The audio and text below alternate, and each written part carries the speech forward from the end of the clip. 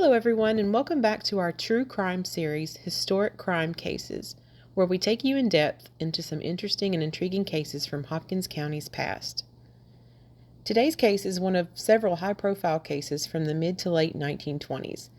If you watched our only other true crime video about the Barton Fleming case, that was going on at about the same time, and there were several other cases going on too, so the local courts had a lot on their plate at the time.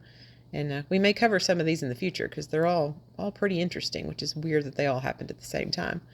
But again, there was a lot going on crime-wise in Hopkins County in the 1920s. But this particular case and the last one were two that really stuck out to me and bothered me after reading them because there's so many avoidable tragedies in this one, which is it's just sad. It's interesting, but a sad one. So let's dive in and get started.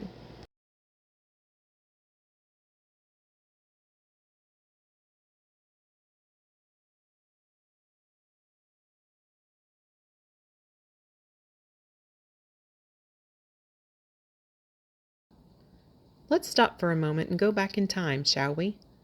Picture yourself on a crowded, chilly Main Street in Madisonville, Kentucky. The year is 1926, so we're in the middle of the roaring 20s, and the date is December 23rd, the day before Christmas Eve. Coal mining is still king in Hopkins County, so many pocketbooks are nice and full, and many folks are out hitting the stores on Main Street doing some last-minute Christmas shopping.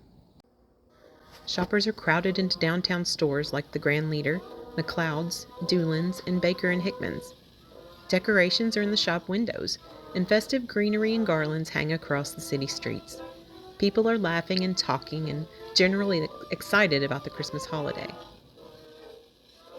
Suddenly, in front of the McLeod store, a man yells, "You say you don't believe it, well, I'll show you," while grabbing a woman and brandishing a blade. He then begins to injure himself while good Samaritans try to stop him and pull the woman out of his grasp. After a moment, the man collapses on the sidewalk and the woman gets away. Within moments, the fun and festive atmosphere has been shattered as a man lies injured on the ground, surrounded by Christmas shoppers in a pool of his own blood. But what led up to this dramatic incident, and who were the couple involved? As it turns out, this one incident, while dramatic, was one of many dramatic scenes caused by this man in question. I suppose you could say our case began 14 years earlier on December 5th, 1912. This was the date that William Johnson Berry and Lena Susie Houghton were married.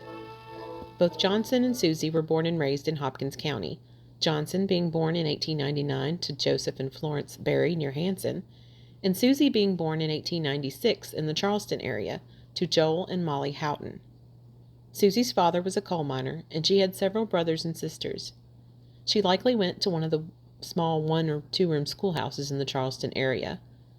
When she married Johnson in 1912, Susie was only 16 years old. Johnson Berry, like Susie, also likely went to one of the small 1- or 2-room schoolhouses in the Hanson area.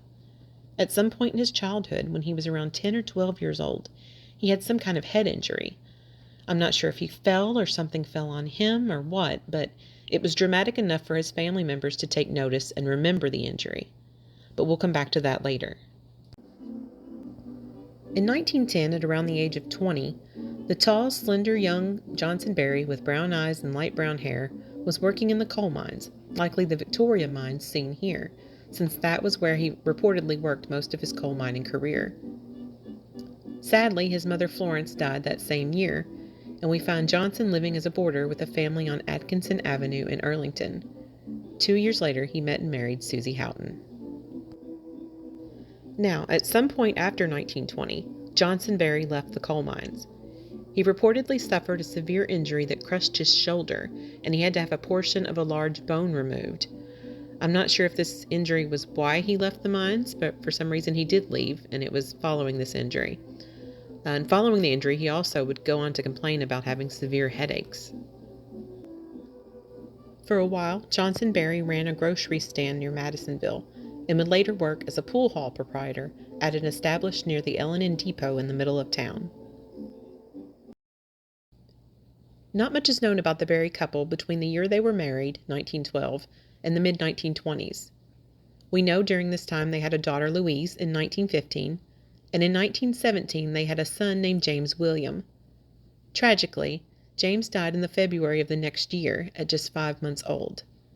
In December of that same year, Johnson's father also died.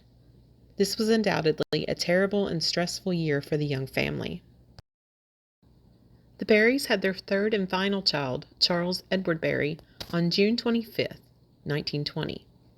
At this time, Johnson was working in the mines, and the family was living in a rented house on Grapevine Road.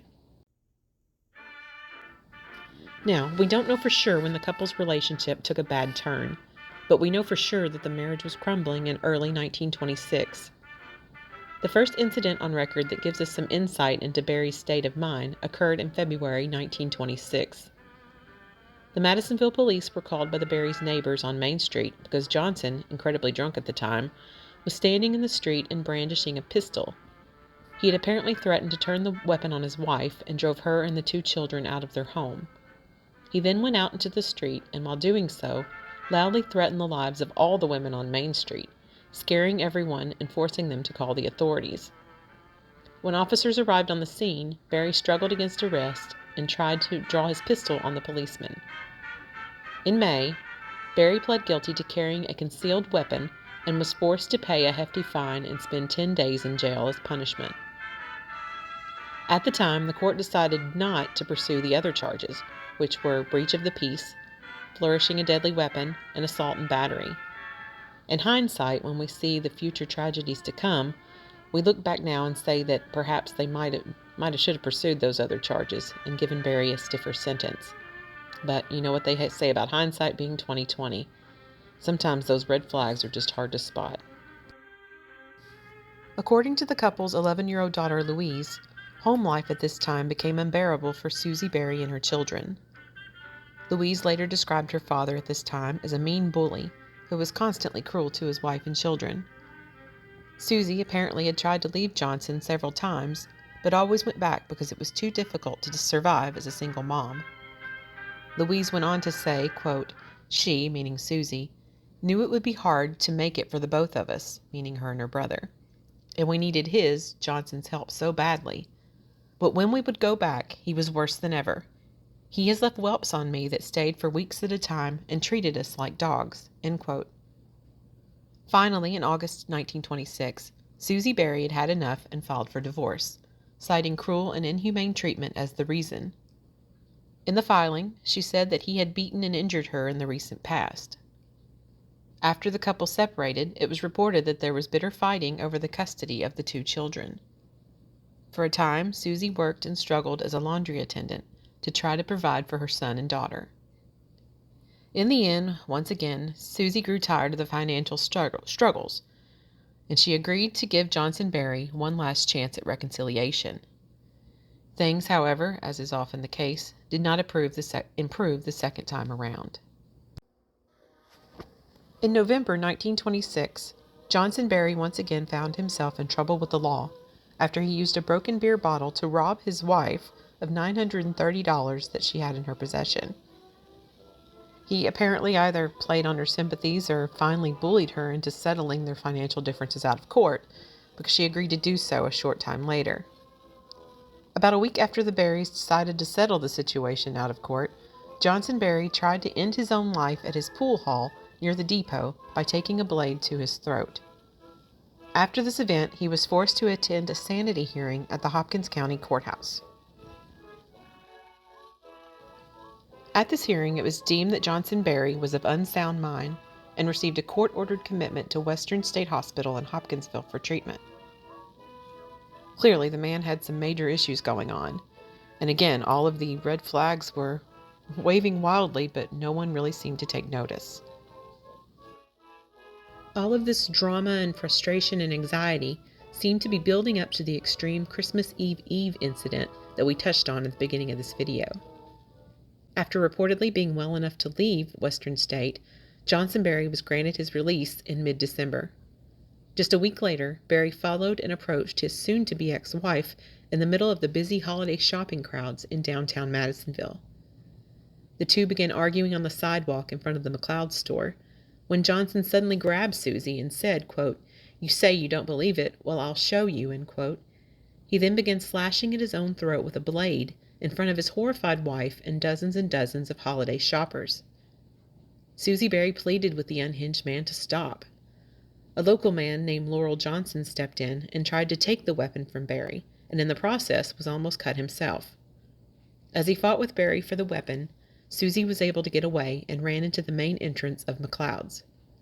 After a moment's struggle, Berry fell to his knees and was left with 3 large, gaping gashes on the left side of his neck and chin. Now, we're here on location. I wanted to kind of give you a sense of the area that we were talking about. I thought it would be better for you to physically see it. So, of course, here we are at the courthouse. This courthouse wouldn't have been here then. It would have been the 4th courthouse, which was a taller, ornate building, which I'm sure we'll have pictures in this video. Wait for that truck to go by. This is the courthouse, and then across the street would have been the McLeod building. It used to have McLeod at the top, but that's gone. But this would have all been, from what I understand, the McLeod store. And of course, there's the Doolin building, the old public library. But this would have been McLeod's. So the event that we're talking about would have been right across the street, right there. We'll go across there and take a closer look.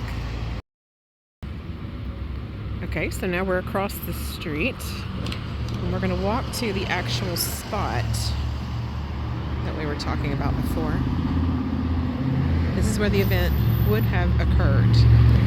So if you look up, there's the main part of the McLeod building, McLeod store. And I'm assuming, just from the layout of the building, that this would have been the main entrance right here. So right here is where the event would have occurred, and Mrs. Berry would have run into that area. So this is the spot. I think it's interesting to see the actual location rather than just me talking about it. So here we are.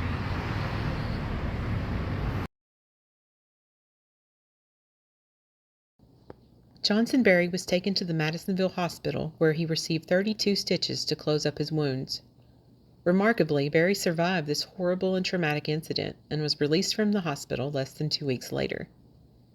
He was then ordered by the court to stay away from his wife and children, and his brothers and sisters promised that he would return to Western State for treatment. It's unclear what happened to Johnson Berry in the first half of 1927. We know that he did indeed go back to Western State, but we're not sure how long he stayed this second time. While Berry was in the hospital, a judge finally granted a divorce to Susie. With her now ex-husband contained and the divorce final, one can only imagine Susie's extreme relief, but also her extreme fear in facing the world alone with 2 small children. At some point following his second release from Western State, Berry decided to start fresh in Evansville, Indiana. While living at this home, which was likely a boarding house, at 221 East Virginia Street, he met, courted, and married a woman named Leola Johnson. The couple were married on June 10, 1927. It's unknown if Leola knew the history with his now ex-wife. Berry pops up in the Hopkins County newspapers again in August of 1927, when he and his younger brother Lilburn are charged with being drunk in public. It's also around this time that he finally settles with the Trade-Water Grocery Company in some kind of legal dispute that they were having, likely tied to his former grocery stand on the Earlington Pike. For about a month, all is quiet, and Johnson Berry stayed out of the spotlight. Sadly, the final act between the once-married couple would play out again in public, and this act was even more heinous than the Christmas time incident. In the early afternoon of Sunday, September 4th, 1927, Johnson is again at the home of his brother Lilburn on South Main Street in Madisonville. A little before 2 p.m., he spotted his now ex-wife Susie walking down Main Street. He followed her until she was in front of the home of Roscoe Boster. All right, here we are again kind of on location. I say kind of because I'm not really sure where the homes of Lilburn Berry or Roscoe Boster were located. Now, when someone says South Main today, my mind automatically goes to like Rural King and Dairy Queen Marketplace. But technically anything south of Center Street in the middle of town was South Main. So, and prior to the 1940s, there just wasn't much on what we consider South Main today. So, now I found a couple of ads from 1928 for a furniture and repair store owned by an R.C. Roster, whom I'm assuming, or R.C. Boster, excuse me, who I'm assuming is Roscoe, because all the information adds up. One ad lists his store as 421 South Main, and the other listed as 434. Either way, if the numbers are still the same, that puts the store in this general vicinity. So 421 puts it over there on that side, across from the Pizza Hut. And 434 puts it more over here, in this area on McCoy, near McCoy Avenue. On this side, I think. And typically at the time, business owners would either live at or near the businesses, so I'm assuming his home was in this general vicinity as well. But anyway, I just wanted to give you what was my best educated guess on where this crime likely took place. So, we're here. And there would have been more residential homes here back in the day. Of course, it's parking lots and multi-care and all this now, but there are still some residential homes too. So, somewhere in this vicinity. As Susie turned the corner at the Boster home, Johnson Berry shot his former wife and mother of his children in the face with a double-barrel shotgun. A large portion of her jaw was taken off in the blast. He then calmly walked over to her, stood over her, and shot her again in the arm and chest. Johnson then walked back to his brother's house, where he stood in the side yard and reloaded his weapon. He then allegedly aimed at his own head and fired, missing completely. He then walked into his brother's backyard, where he tried again, this time successfully putting a hole in his skull just below his right ear. Following this horrible crime, both the victim and perpetrator were both taken to the hospital.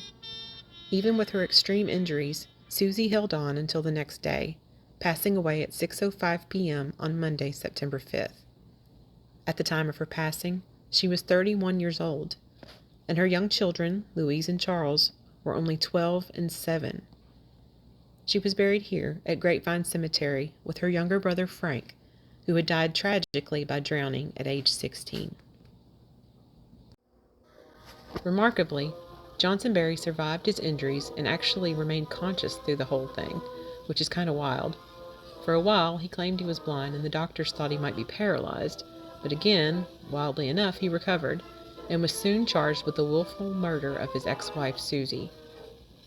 After several days' recovery, he was moved from the hospital to the Hopkins County Jail. By November, he no longer needed regular visits from the doctor. It's also reported at this time that he was anxious to be out on the streets again, and jailer Syrie was tired of hearing his repeated requests to go for a walk. The trial of the Commonwealth of Kentucky versus Johnson Berry began in early February 1928. The man on trial was represented by L.R. Fox and B.N. Gordon. Johnson spoke quietly and softly while on the stand in his own defense, and feigned ignorance when it came to any of his previous crimes. He said that because of the head injury he received as a child, and possibly from the mining injury to his shoulder in his early 20s, he had bouts of amnesia where he wasn't able to remember many of his previous actions. Conveniently, most of the actions he tended to forget were the egregious and heinous acts that he committed against his ex-wife.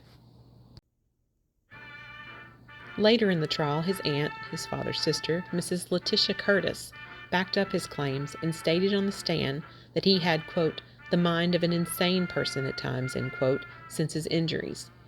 She also claimed that he hadn't recognized her when she visited him in jail a few weeks prior. But again, while he was on the stand, Johnson said that he didn't remember anything from that awful day on South Main. He testified that he also didn't remember being in the hospital, even though he was conscious the entire time. He didn't remember anything until he woke up in the Hopkins County Jail. In fact, he said that his memories had been particularly sketchy since around Christmas 1926, which is when he grabbed his wife on the street in front of the McLeod store. While presenting their case, the prosecution presented a letter written by Johnson Berry just after the Christmas-time crime the previous year. Pictured here is what the letter said, which was printed in the Madisonville Hustler during the trial. Prosecutor Grayett argued that the letter proved that Berry was well aware and clearly remembered what he had done just days after the attack. The prosecution also provided 13 different witnesses to show premeditation. They also produced 2 workers from the Western State Hospital who testified that while in their care, Berry showed no signs of insanity. On Saturday, February the 11th, after just 10 minutes of deliberation, the jury proclaimed that Johnson Berry was guilty of willful murder and sentenced him to the electric chair. Berry himself seemed unconcerned by the news and emotionlessly sat and stared at the floor, but the rest of the court was fairly shocked by the sentence. The verdict itself wasn't unexpected, but most courtroom observers, and I believe even the judge himself, thought that Berry would receive a life sentence due to being twice committed to Western State. Both sides in the case made strong arguments, but in the end it appears the most compelling argument came from the prosecution in asserting that Berry was in general a menace to society. The jury also seemed to be moved by Susie's family stating that they were afraid that if Berry received just a life sentence, that he might get out somehow or be paroled early and come back to finish them all off. After the sentence was announced, Berry was sent back to jail while his attorneys, Fox and Gordon, started the appeals process. While his appeals were working their way through the system, Berry's second wife, Leola, filed for divorce in the Evansville courts. And just as everything seemed to be winding down, there was another huge twist in the case. In January 1929, Johnson Berry's conviction was thrown out by the appellate court, and he was granted a new trial. This second trial was very slow to get started. It was first set to begin in May 1929, but kept getting pushed back for one reason or another. The date was pushed up again in February 1930 due to Berry's health. Apparently, he'd been having seizures while in jail and was often heavily medicated and seen as unable to stand trial.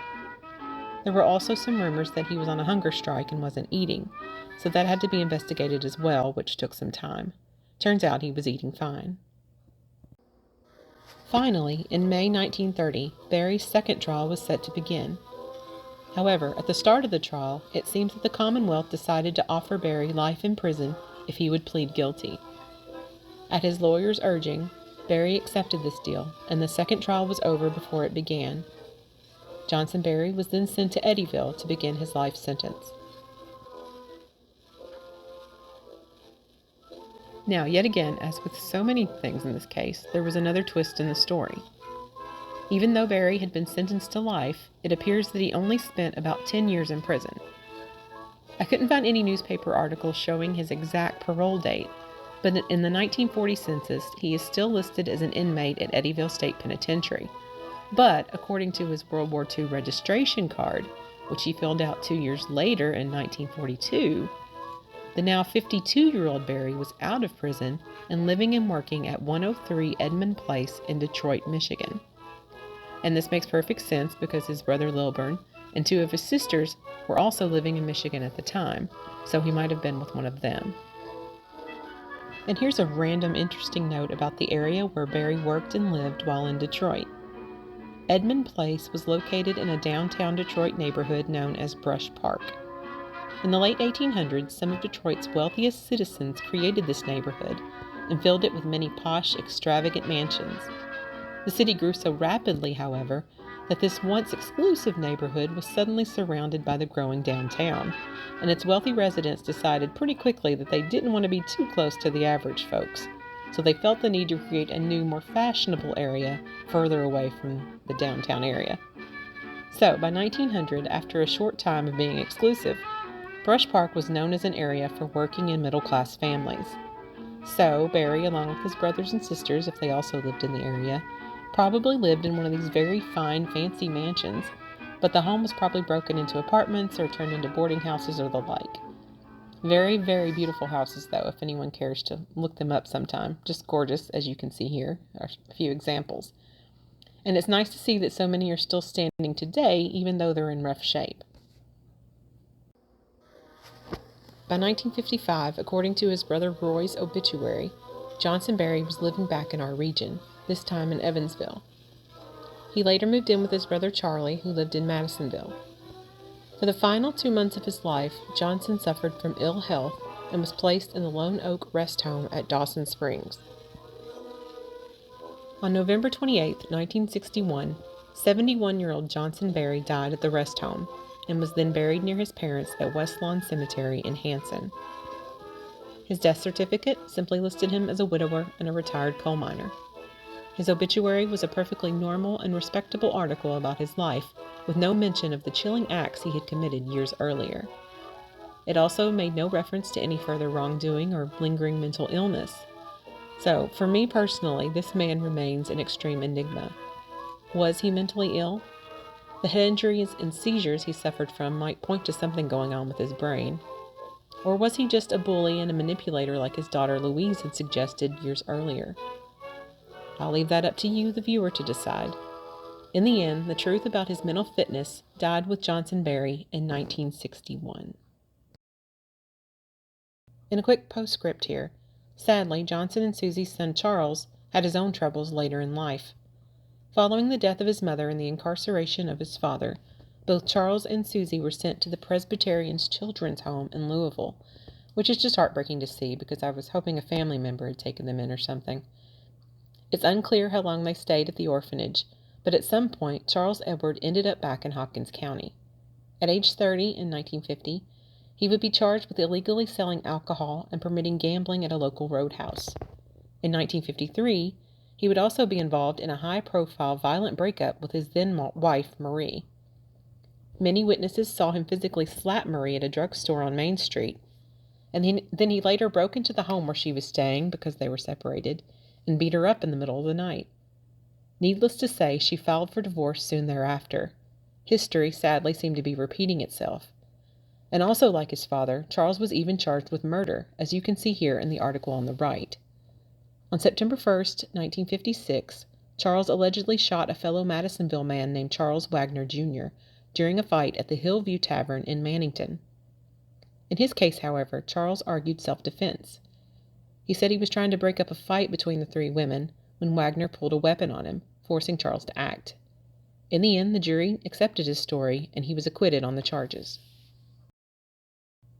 We're not sure what happened to Charles after his murder trial, but he died rather young at just 45 years old at the Madisonville Hospital.